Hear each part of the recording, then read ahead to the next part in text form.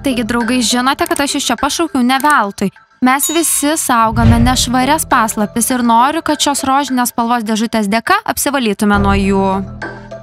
Diana, taigi nori, kad šnabždėtume visas savo nešvarias paslaptis į šią rožinę dėžutę? Ne, aš negaliu, tai per daug. Aš taip pat. Nastė, nebūtinai šnabždėti, renkuosi kitą metodą.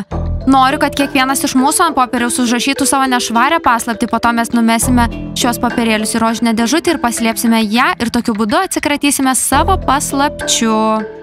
Ar gali įsivaizduoti, jei kas nors ras dėžutę ir visos mūsų nešvarios paslaptys išaiškės? Ne, Knopa, mes paslėpsime šią dėžutę ir niekas jos neras. Nenoriu, kad saugotume kažkokias nešvarias paslaptis. Mes esame komanda, draugės. Mano nešvariausios paslaptys yra čia ir jos keliauja į šią dėžutę. Nebenoriu to laikyti savo galvoje. Mano nešvarios paslaptys, eikite į šią dėžutę, noriu jūs pamiršti. Merginos, girdėjot, jos atsisveikina su savo nešvariomis paslaptimis. Velnias, man įdomu, kokių paslapčių jos turi, taip įdomu sužinoti. Taigi turėtume pavogti šią dėžutę ir perskaityti visas paslaptis. Mes tai padarysime šiandien. Merginos, pagalvokite, kur galėtume paslėpti dėžutę.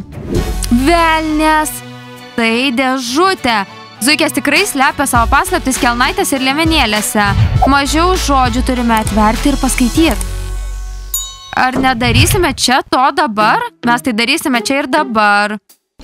Trenerė, patikėk manimi, tau palengvės. Varlės?